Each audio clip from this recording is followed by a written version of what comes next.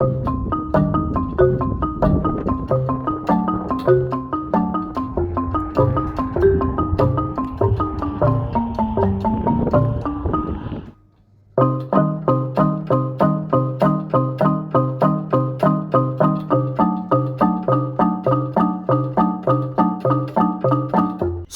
bollicus!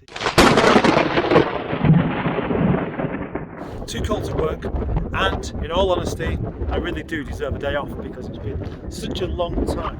So this is a day off, but not a day off from doing car stuff and filming or getting my hair blown in my face. Yes, it is very, very cold out, as you can see by all this frozen, really horrible water, but not too cold to take myself a nice little drive up Blackstone Edge, which is where I am at the moment. I went via Todmorden and Hebden Bridge and Mythen Road, and I've just gone up the Cragvale Pass Road, the longest hill in England. And this car is fantastic. This car is definitely made for these kind of roads. It's wonderful. At the weekend I'm going out on a little trip to Scunthorpe to go and collect a bumper and a front wing for this car. Yes, it's not just a matter of knocking it back into shape and saying yes, that will do for me. No, because I want this car to look as nice as it possibly can be for the summer, for the shows. Because although this is livable, as is that and that, it definitely could look much nicer. The panels I am getting are a bit scuffed up. They're not perfect, but I can make them better, and that's all I really want. Give me a bit of time. By the time summer comes around, this car will look absolutely spottus bollicus. Spottus bollicus! Yes, you definitely heard it right. The 420 GSI will be coming along to some shows with me. Nigel will be doing it as well, of course, but he won't be entirely responsible for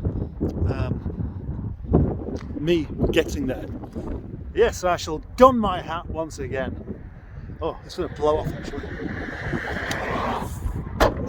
It is way too cold even to not work, but just to stand around chatting about plans for the car and stuff, so I'm probably just going to carry on with my little trip out.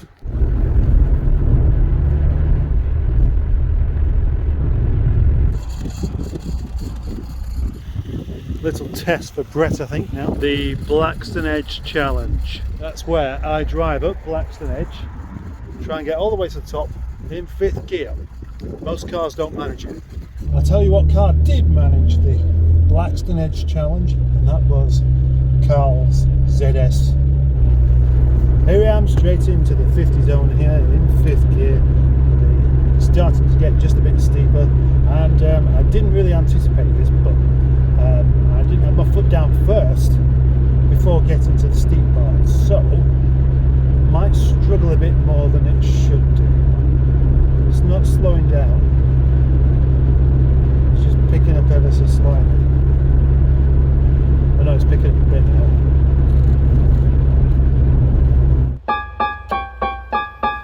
Well done, Brett Anderson. Now get back in your cage. This car is an absolute blast over these roads. You don't have to be going stupidly fast or doing anything daft or accelerating really quickly. It just feels really planted and really at home.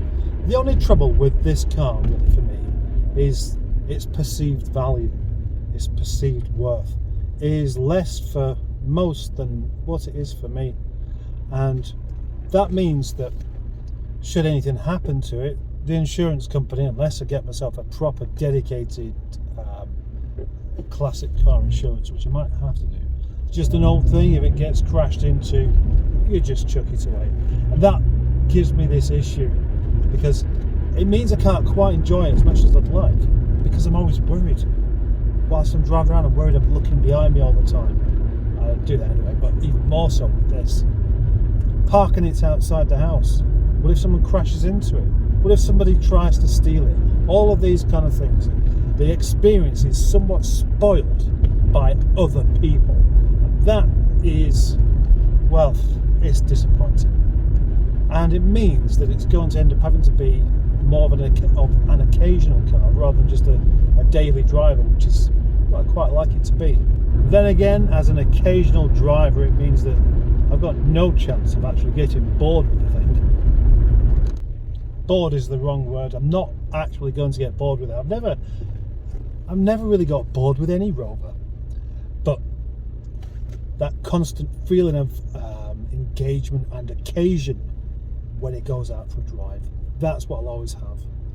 And so that's why I'm going to also enjoy part of my work time, video time, bringing this car up to the best standard I can get it.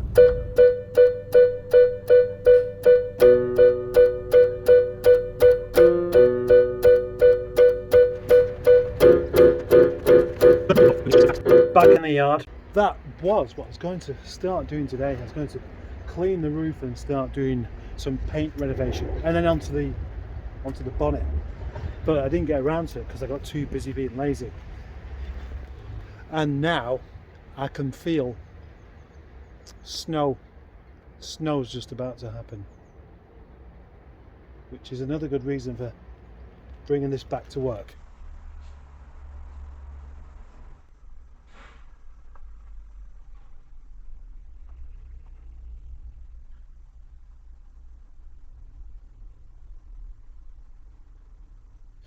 The next video you see of this car will be when I go and collect these parts and fit in the parts and then cracking on with the paint restoration. Looking forward to it.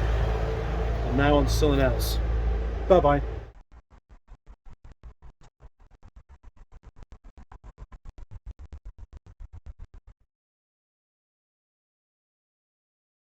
From the weather reports and the way that people were talking about this, I was fully expecting a full-on airborne iceberg, but no, it's just a bit of a flurry. It is very cold though, and the cold was the reason I decided to finally take a day off yesterday. But today, no, I can't have another day off, especially when I have a bonnet to polish and a roof to polish and all of these lovely green, not so much that one, panels to polish. So the plan for today, which is only 4 hours unfortunately, is to start the paint rectification on Brett Anderson. Because it has many an imperfection. It has quite a few scratches, it's quite swirly in places. Looks like it's been driven through some brambles on an occasion or 5. Let me show you a few examples of what I'm talking about. Passenger wing, you can see that's quite scuffy, isn't it? I did show you this the other day.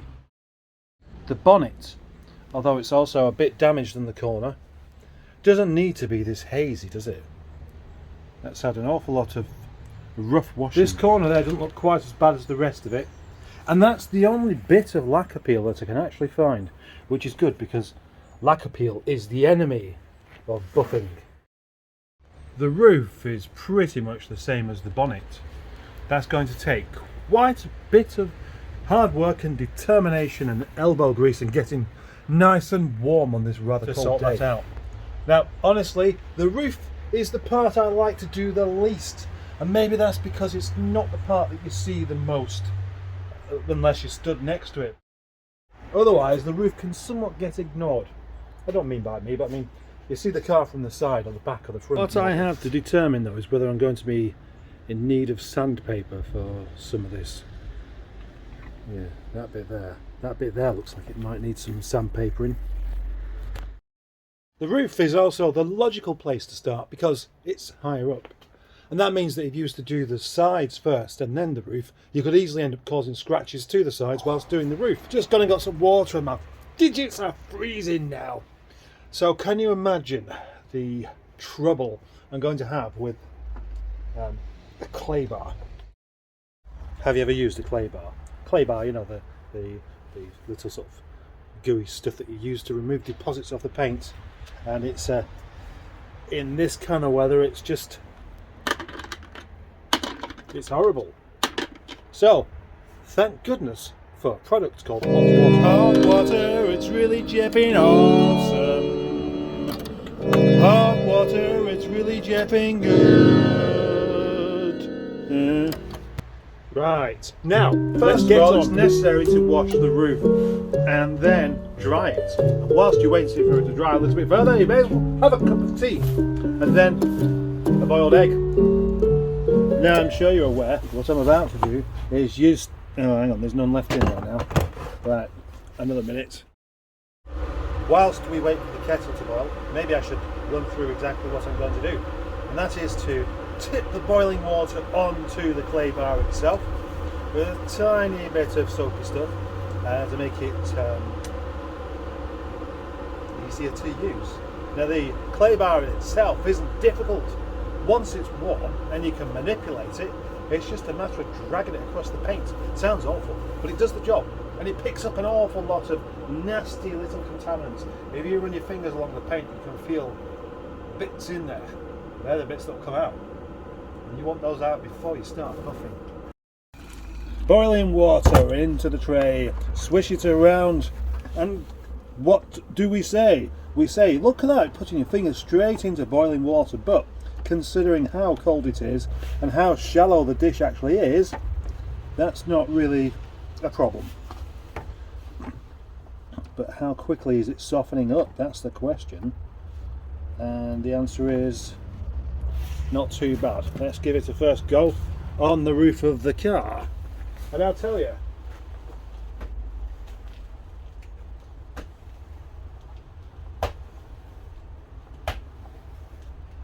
ooh, look at that.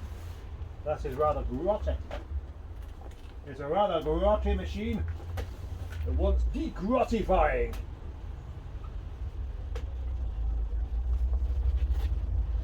Every day is a day where you should make up a word, and today's word is degrottifying.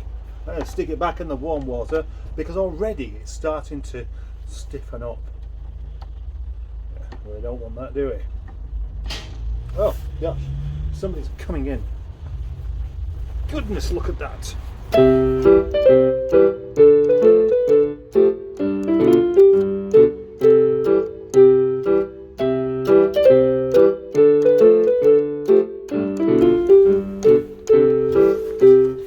Well, talk amongst yourselves for 9 seconds if you like, or just watch me do this very quickly.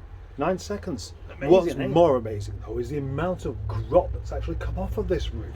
That's possibly the most productive bit of clay barring I've ever done. Look at the colour of that water. Next step is deciding whether just scratch removal stuff will work, or I've got to go the full step into 2,500 grit sandpaper instead. Because while it's a bit damp, you can't quite tell what it needs.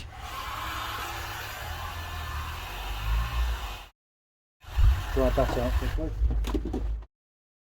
I think we can definitely tell that this bit of roof there, now it's dried, does need sandpapering. There's no way that's just going to come up with polish alone. This is where I get a bit of heat on the go, because it's going to be a bit tough polishing this up, and maybe that's a good thing because fingers are jeffing freezing.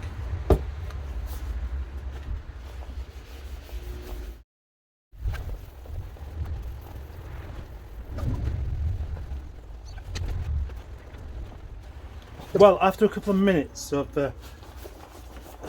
doing that, it doesn't really look any better, so it's going to take a lot more, unfortunately. It's what I suspected.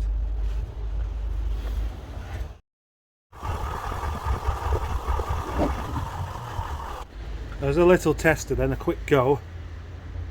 That it's still nowhere near good enough, is it? I mean, really, is it? Well, after a couple of minutes of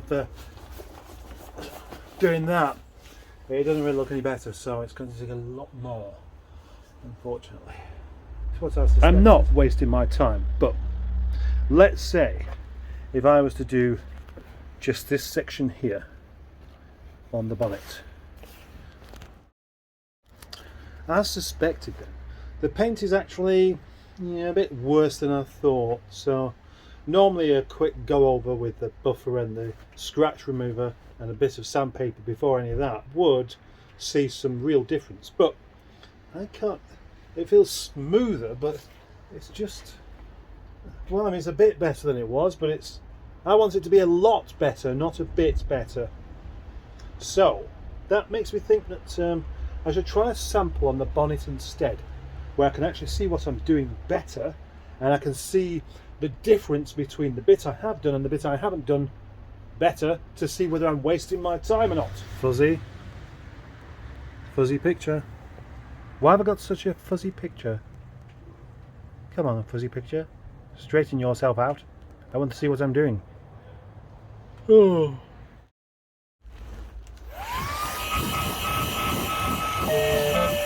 You are about to witness a time-lapse sequence in which I wash the bonnet, I dry the bonnet, I sandpaper the bonnet over and over until it just goes into a kind of fine, hazy, non-glossy finish. And then I'll get on to the proper scratch remover and then the 3M stuff as well. Right? Okay.